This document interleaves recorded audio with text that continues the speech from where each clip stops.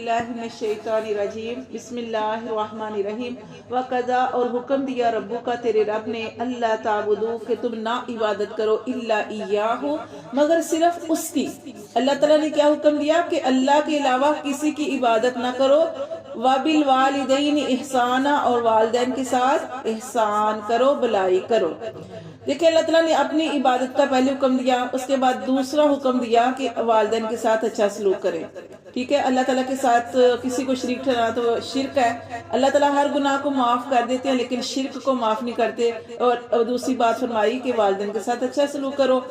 اما یبلغنا اور اگر وہ پہنچ جائیں یعنی والدین، ان دقل کی بارہ تمہارے سامنے بڑھاپے کی حالت میں پہنچ جائیں، احدہما ان میں سے ایک، او کلاہما یا دونوں ہی، فلا تقل لہما تو نہ کہو ان دونوں کے لیے اف اف، ولا تنہر اور نہ تم جھڑکو ان کو، وقل لہما اور نہ تم کہو ان دونوں کے لیے قولا کریما اور کہو تم ان دونوں کے لیے کیا، بلائی والی بات۔ تو دیکھیں والدین کے بارے میں کیا فرمایا جا رہا ہے کہ اگر تمہارے سامنے وہ بڑھاپے کی عمر کو پہنچ جائیں، ایک یا دونوں، ٹھیک ہے، کوئی بھی والدین میں سے، اللہ فرماتے ہیں ان کو اف نہیں کہو، یعنی کہ حدیث میں آتا ہے سب سے ہلکا جو جملہ ہے وہ اف ہے۔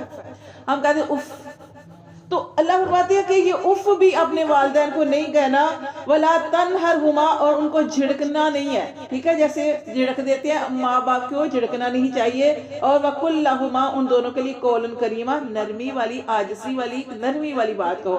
تو دیکھیں والدین کے بارے میں بتایا جا رہا ہے کہ والدین جو ہیں، نبی کریم صلی اللہ علیہ وسلم کی حدیث کا مفہوم ہے کہ جس کے والدین زندہ ہیں اس کے لیے 2 دروازے جنت میں اور 2 جہنم میں کھول دیے جاتے ہیں۔ کیا مطلب کہ چاہے تو ان کی خدمت کر کے جنت کو مالو اور چاہے ان کی نافرمانی کر کے جہنم کو مالو۔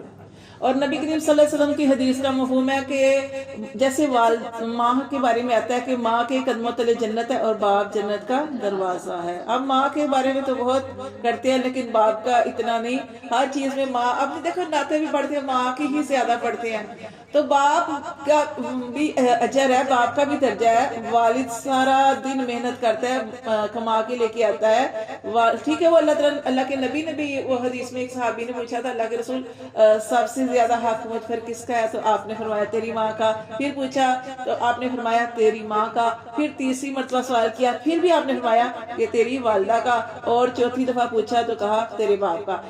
والدہ کا زیادہ اس لیے ہے کہ والدہ جو ہے اپنے بچے کو اپنے پیٹ میں رکھتی ہے، پھر درد کے ساتھ، تکلیف کے ساتھ اسے پیدا کرتی ہے، اور پھر اسے دودھ پلانا، یہ سارے کام جو ہے مشقت والی عورت کرتی ہے۔ مرد بھی بہت کام کرتا ہے لیکن دونوں کے حقوق ادا کرنے چاہیے، یہ نہیں کہ صرف والدہ اور باپ کو پیچھے چھوڑ دیا۔ باپ جنت کا دروازہ ہے، دروازہ نہیں کھلے گا تو آپ یعنی جنت میں داخل نہیں ہو سکتے۔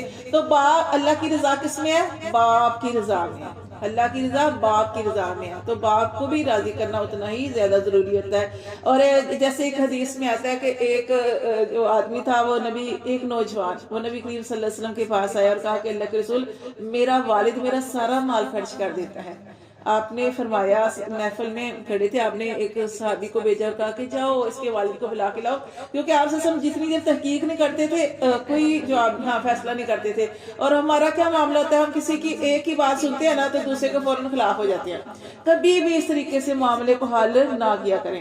معاملے کو کیسے حل کرتے ہیں، اگر کسی نے آپ کے پاس کوئی بھی شکایت کیا، دونوں فریقوں کو بلایا جائے، دونوں کی بات سنی جائے۔ اب یہاں بھی آپ نے اس کے والد کو بلایا، اب بلانے گیا تو اسی وقت جبرائیل علیہ السلام فرشتے آپ کے پاس وحی لے کر آگے، کیا وحی لے کے آئے؟ انہوں نے کہا، جبرائیل علیہ السلام نے کہا کہ اللہ کے رسول جیسے اس کا والد آئے گا نا تو اس کے والد نے، آپ نے ان سے کہنا ہے کہ جو آپ نے دل ہی دل میں جو شعر پڑھے تھے وہ ہمیں سنائے۔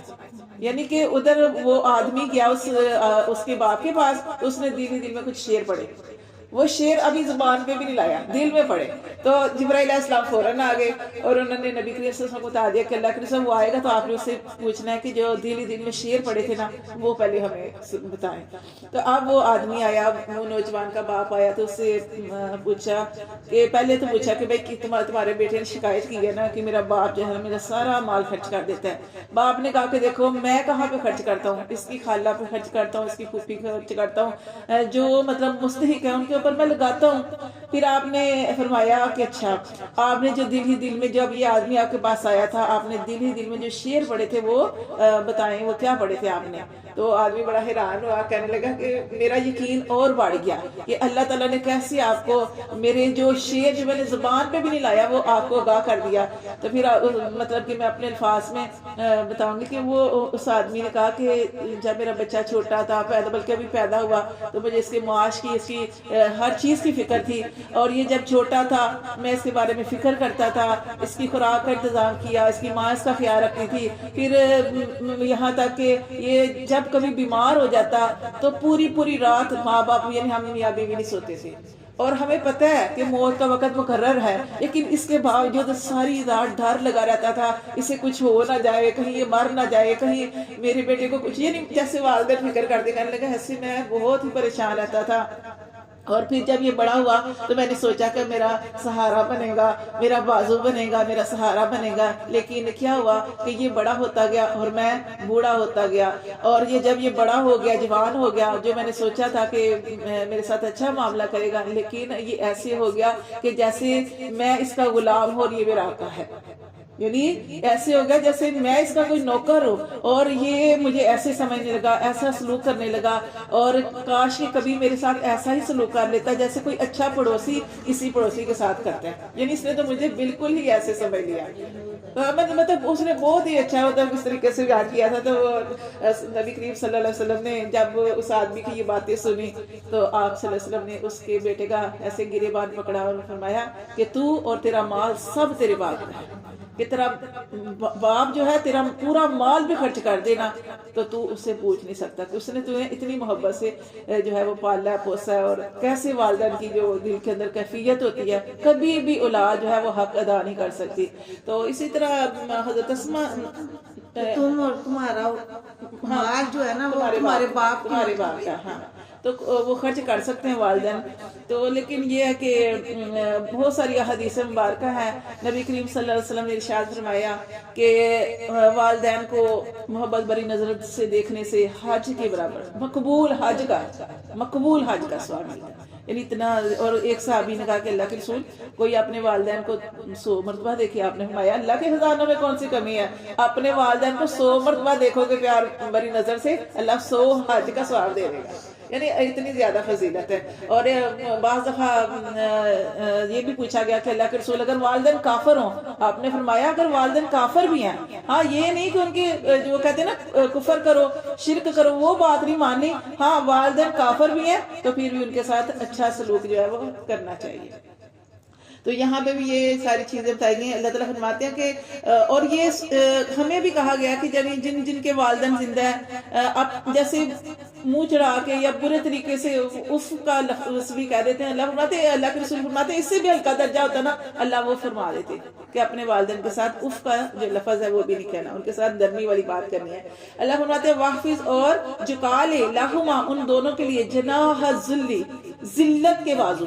اب دیکھیں یہاں پہ آپ عاجزی بھی کہہ سکتے ہیں لیکن ذلت میں نے سے کہا ذل کا مطلب ہے ذلت. اب دیکھتے ایک ہوتا ہے ذلت کہ مطلب آپ اپنے کو ہاں وہ اور طرح کی, لیکن یہ جو ہے نا یہ ایک ہوتا ہے تکبر کرنا یا اس طرح بڑا بننا, وہ ایک یا آپ کے ساتھ کسی نے برا کیا وہ آپ کی ذلت ہوتی ہے, وہ اور چیزیں ہیں. لیکن یہاں پہ جو آپ نے جھکنا ہے نا وہ کس کے لیے جھکنا ہے, عاجزی کے ساتھ, کمزوروں کے سامنے جھکنا.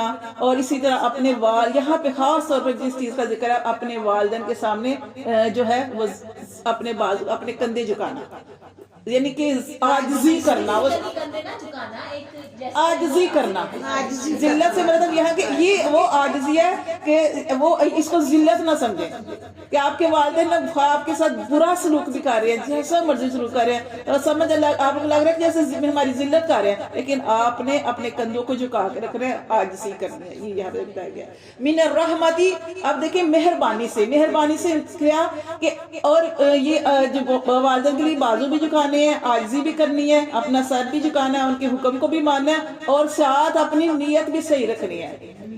بعض مرتبہ لوگ یہ کرتے ہیں دکھلاوے کے لیے، ریا کے لیے، لوگوں کو دکھاوے کے لیے کہ والدین کے ساتھ اس طرح کا سلوک کرتے ہیں، لیکن اللہ فرماتے ہیں اسی طرح بعض جیسے والدین کی زندگی میں بھی خیال نہیں رکھتے، لیکن جیسے ہی وہ مر جاتے ہیں تو اپنے پاس نہیں ہوتا تو وہ چیلم کھا رہے ہوتے ہیں، وہ ہاں کریں، وہ یہ چیزیں گناہ نہیں ہے، مطلب کہ اسلام میں نہیں ہے، لیکن آپ اچھی نیت کے ساتھ کر رہے ہیں، اچھی نیت کے ساتھ کر رہے ہیں کہ جو ہمارے مرنے والے کو ثواب پہنچے، یا ہم اس نیت سے کھانا کھلا رہے ہیں، ٹھیک ہے، لیکن بعض مرتبہ لوگوں کے پاس نہیں ہوتا اور وہ صرف ادار پکڑ پکڑ کے اس نیت کے ساتھ کھلاتے ہیں کہ وہ جی ہماری جو ہے نا ناک رہ جائے، لوگ کیا کہیں گے کہ اس نے یہ نہیں کیا، اس نے وہ نہیں کیا۔ تو دیکھیں اللہ فرماتے ہیں اخلاص ہونا چاہیے، آپ کچھ بھی کر رہے ہیں اگر آپ کی نیت ٹھیک نہیں ہے تو جو آپ نے ریا کے لیے کیا وہ سارے کا سارا ضائع۔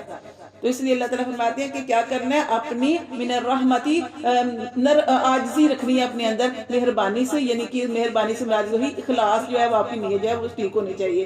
اور اللہ فرماتے ہیں قل رب ارحمہما، اور آپ نے کیا کہنا ہے کہ اللہ تعالیٰ سے دعا بھی کرنی ہے، اپنے والدین کے حق ادا کرنے کی کوشش کرنی ہے، کیونکہ کوئی مکمل طور پر اپنے والدین کے حق ادا نہیں کر سکتا۔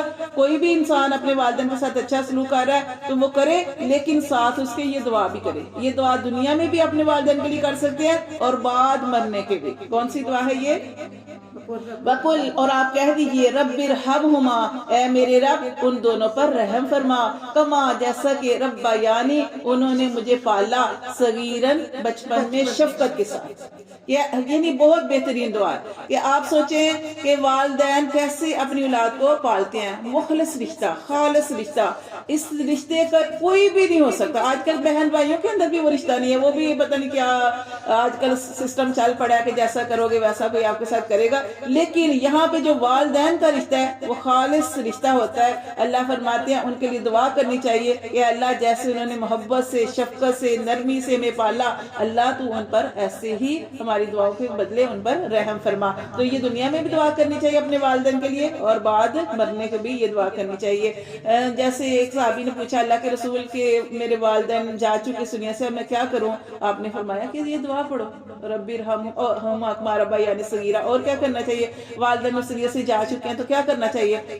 جیسے والدہ تو والدہ کی سہیلیوں کو آپ کوئی ان کے ساتھ اچھا شروع کر سکتے ہیں، باپ جا چکا ہے تو باپ کے جو دوست ہیں جن کے ساتھ یعنی ان کا ادب احترام کرنا۔ جیسے آپ نے دیکھا ہوگا کہ نبی کریم صلی اللہ علیہ وسلم حضرت عائشہ رضی اللہ تعالیٰ عنہا جو تھی وہ تو بیوی تھی، لیکن کہ ان کی سہیلیوں کو تحفہ بھیجتے تھے آپ صلی اللہ علیہ وسلم۔ خدیجہ، ہاں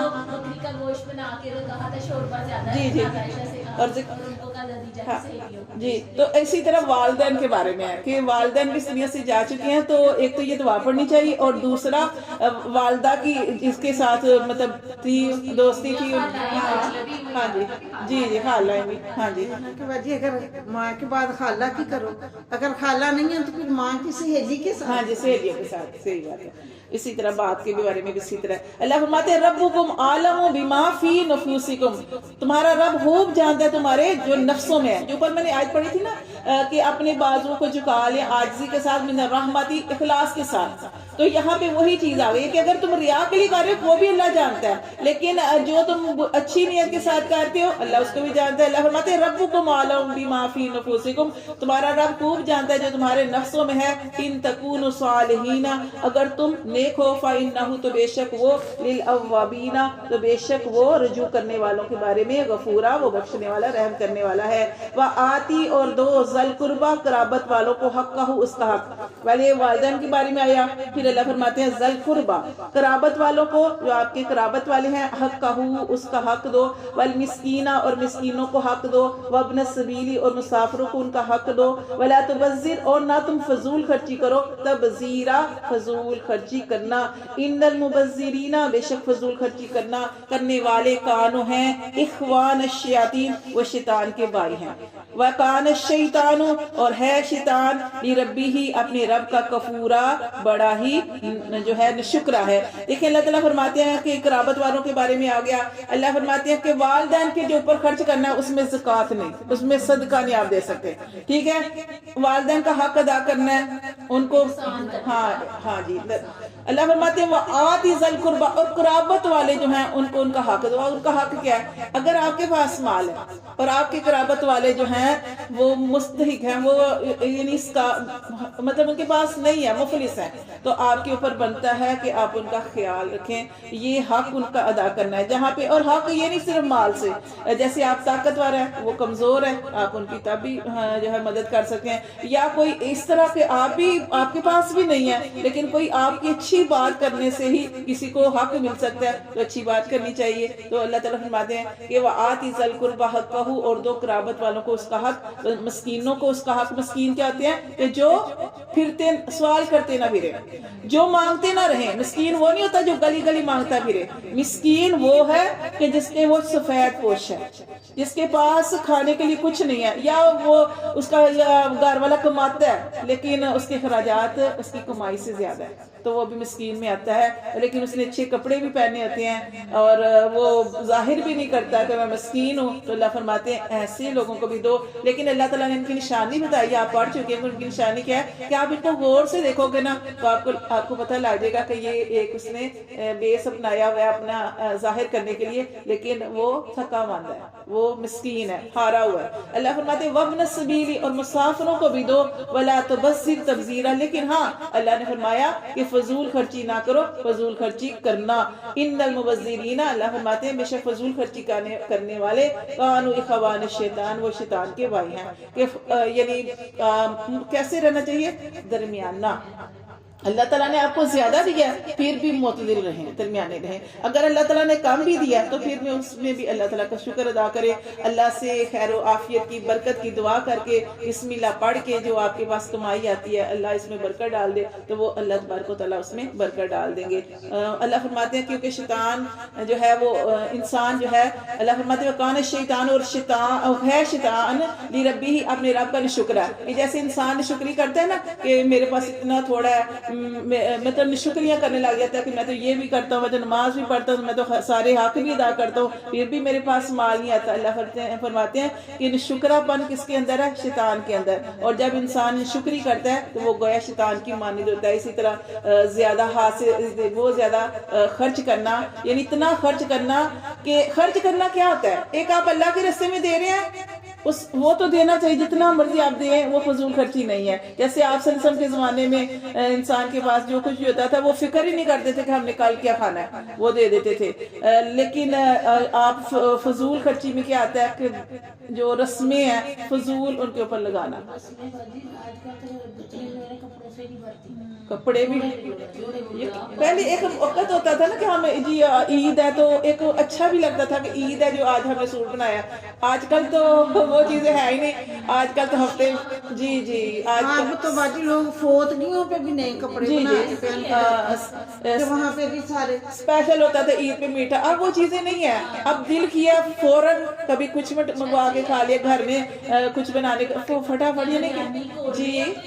پہلے مہمانوں کے آتی چیزیں ہوتی تھی جی، اب وہ ساری چیزیں. اور پھر ہم شکرے بھی ہیں، پھر ہم اتنی نہیں شکری کرتے ہیں، یعنی سب کچھ ملتا ہے ہمیں کھانے کے لیے. کبھی بریانی کھائیں گے، دل کیا کھیر بنا لیا، ہر جو کچھ مرضی کھا رہے ہیں، بچے آرڈر کر رہے ہیں، سب کچھ کھا رہے ہیں، اس کے باوجود ہم نے شکری کرتے ہیں کہ ہمارے پاس گزارا نہیں ہوتا. پھر کمانے والا کہاں سے اتنا کچھ کما کے لائے، پھر تو اللہ معاف کرے. پھر تو ایسے حلال میں مشکل ہی ہے کہ جتنی وہ انسان نے اپنے بچوں کو سہولتیں دے رکھی ہیں. جو بچوں کو صبر کی عادت بھی ڈالیں، بے شک آپ کے پاس ہے لیکن پھر بھی بچوں کو صبر کی عادت ڈالیں. کبھی لے دیں کبھی نہ لے کے دیں، کبھی لے دیں کبھی نہ لے کے دیں. ہر خواہش پوری کرنا وہ بچوں کے لیے حق میں ٹھیک نہیں ہوتا. کل کو آگے مشکلات جو ہیں وہ پیش آ سکتی ہیں. دیکھیں اللہ تعالیٰ نے حق ادا کرنے کے بعد دیکھیں اگلی آیت جو ہے اس میں فرمایا وَإِمَّا تُرِيدَنَّ، اور اگر تو اراز کرے انہم ابتغاء، تلاش کرتے ہوئے رضا رحمتی بربک، اپنے رب کی وہ رحمت ترجوہا جس کی تو امید رکھتا ہے. تو اس آیت کو تھوڑا سا آپ سمجھنے کی کوشش کریں. دیکھیں اللہ تعالیٰ فرماتے ہیں یہاں پچھلی آیت میں ہم نے پڑھا کہ حق ادا کرو، اور اگلی آیت میں ہم نے پڑھا وَإِمَّا تُرِيدَنَّ، اگر تو اراز کرے انہم، ان سے. کن سے؟ نہیں ماں باپ سے نہیں. یہ یہاں ماں باپ کا تو حق ادا کرنا ہی کرنا ہے، اس میں کوئی راز نہیں۔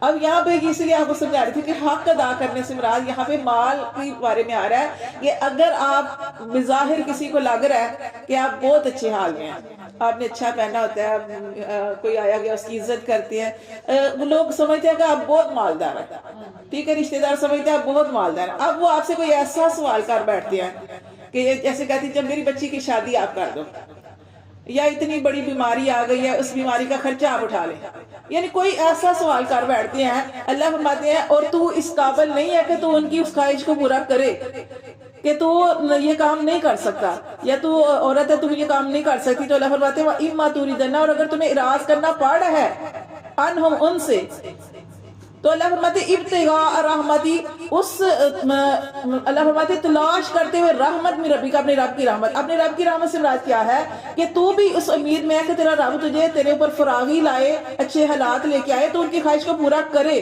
لیکن ابھی تیرے پاس حالات ایسے نہیں ہیں، تو تو اگر اس سے اراض کر رہا ہے ترجوہا، اس رحمت کی کہ جس کی تو اللہ سے امید رکھتا ہے، تو کیا کر فقل لہما، تو کہہ ان کے لیے قولا میسورا، ان کے لیے نرمی والی بات کر۔ ہاں اگر نہ بھی کرنی پڑ رہی ہے اور لوگ تجھے بہت اچھے حال کا سمجھ رہے ہیں، تو پھر بھی بد کلامی سے، سخت لہجے سے بات نہیں کرنی۔